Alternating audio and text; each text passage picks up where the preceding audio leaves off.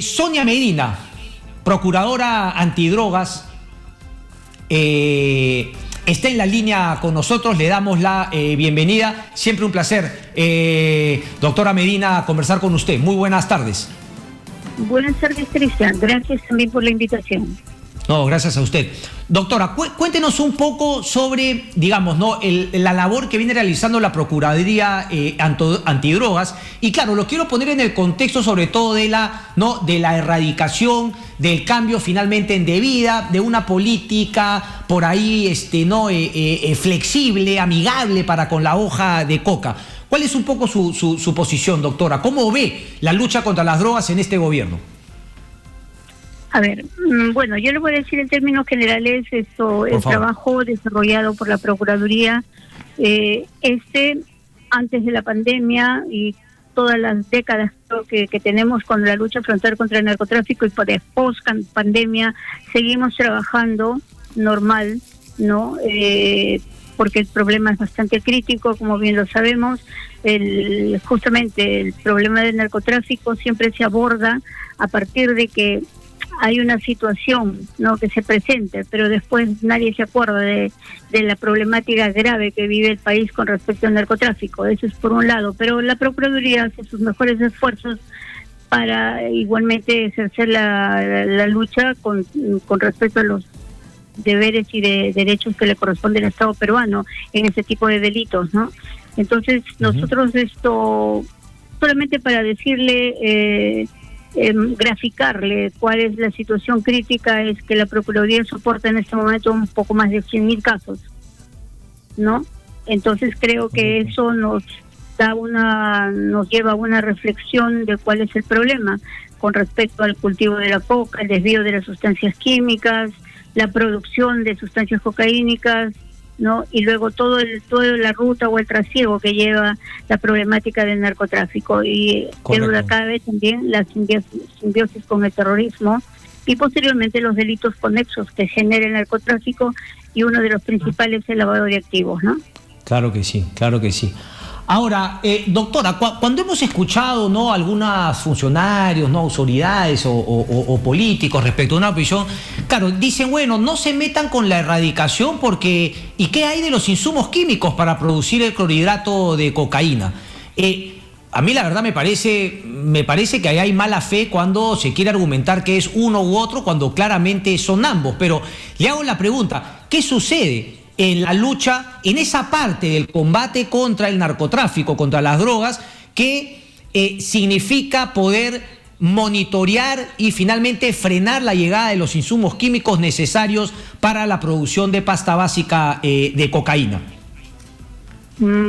Bueno, con respecto a eso también es parte del problema. Digamos, la lucha contra el tráfico ilícito de drogas implica más o menos el trasiego, la cadena delictiva que acabo de mencionarle, ¿no? Primero el cultivo de coca, como le digo, que estamos ahorita con toda la efervescencia de tratar el tema de la erradicación, ¿no? Sí. Y las entidades correspondientes cumplen con la erradicación, por lo menos hasta antes de la pandemia se ha venido cumpliendo con la programación de la erradicación. Lamentablemente después de la pandemia ha sido todo un problema, y entonces, pero aquí donde es el problema de la erradicación es el BRAEN, ¿no?, y la Convención Lares, ¿no?, que son los donde prácticamente se concentra el 70% de la producción nacional de coca, no, porque se está erradicando por el otro lado. Ahora usted me pregunta por el desvío de insumos químicos.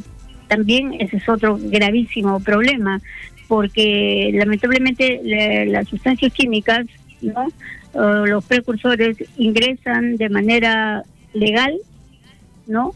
Ya sea que estas sean importadas o traídas por las empresas legalmente constituidas. Sin embargo, ¿dónde está el problema? De que no hay el debido control al momento del desvío, o sea, estas sustancias químicas se trasladan a las zonas de producción.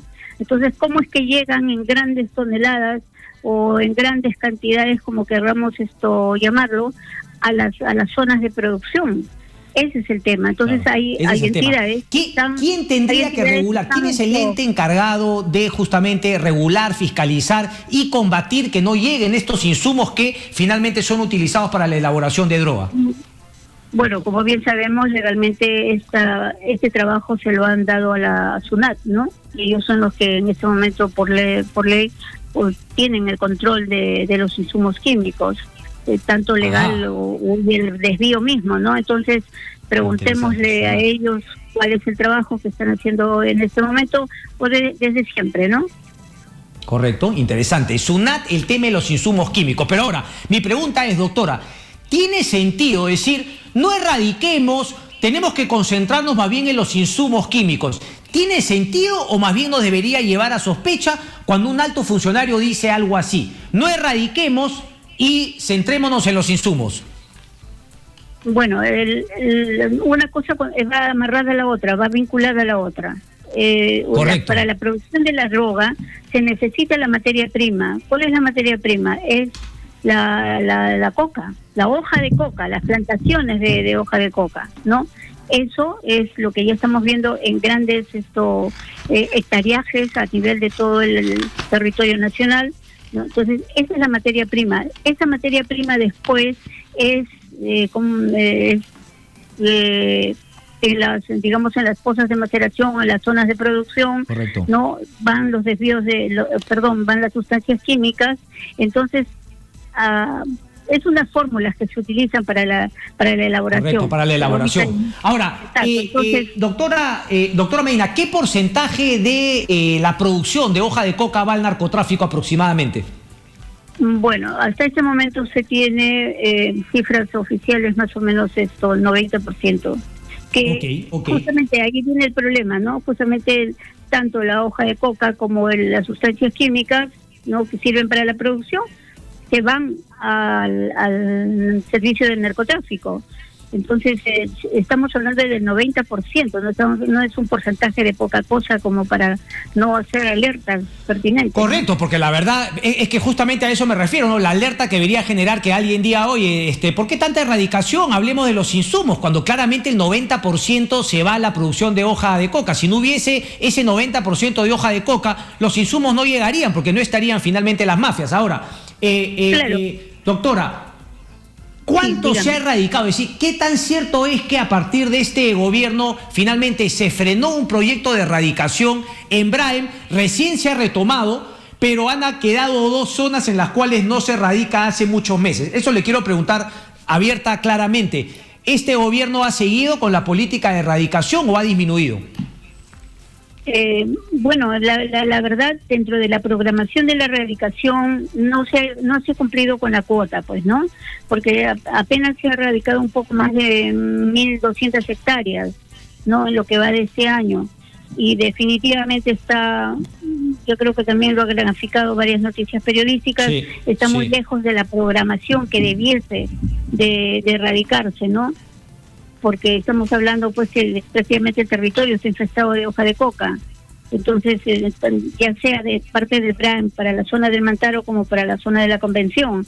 Entonces, creo que por ahí tenemos que darnos cuenta si es que verdaderamente hay intenciones o no hay intenciones de cumplir con la lucha antidrogas, ¿no? Porque eso también está dentro de lo que es la Constitución, lo dice la Constitución, es un mandato imperativo de la Constitución esta lucha, como lo son las políticas públicas ya diseñadas, ¿no?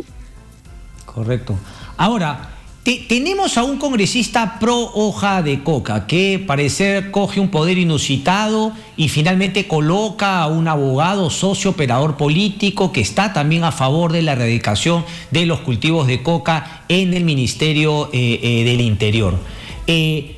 Claro, digamos, no que le quiero preguntar directamente su opinión respecto de este gobierno, no sé si finalmente lo puede hacer o no, pero el señor Bermejo también está, por ejemplo, involucrado en una investigación, vinculado también a tema de terrorismo. Entonces, la pregunta es, ¿se siente cómoda como procuradora con estos nombramientos respecto de personas claves en la lucha contra el narcotráfico, contra las drogas?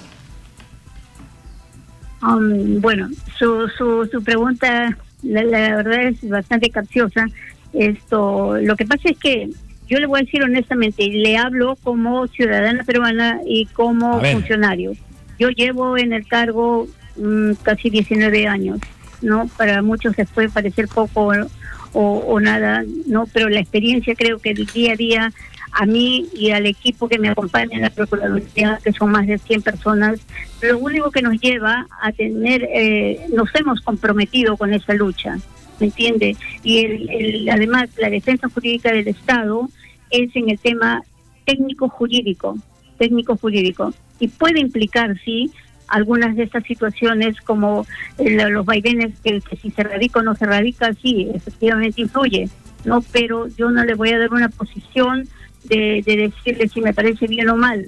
La verdad, correcto, que todo el mundo es responsable de sus actos, somos responsables de nuestros actos, y en algún momento, bueno, las consecuencias serán inminentes o no, pero tenemos que seguir luchando con la autonomía. Le estoy hablando de la Procuraduría, o sea, de mi cargo y la responsabilidad que yo tengo. Lucho con toda la autonomía. Una pregunta final, doctor, agradeciéndote, sé que también tiene el tiempo complicado por la chamba, me acaba de decir justamente los casos. Los casos vinculados a drogas han aumentado en los últimos años, es decir, ¿hay una curva ascendente o descendente? La pregunta directa, ¿el narcotráfico cada vez es un problema mayor o menor para el Perú? No, por supuesto, es mucho mayor, porque no olvidemos... O sea, cada vez peor.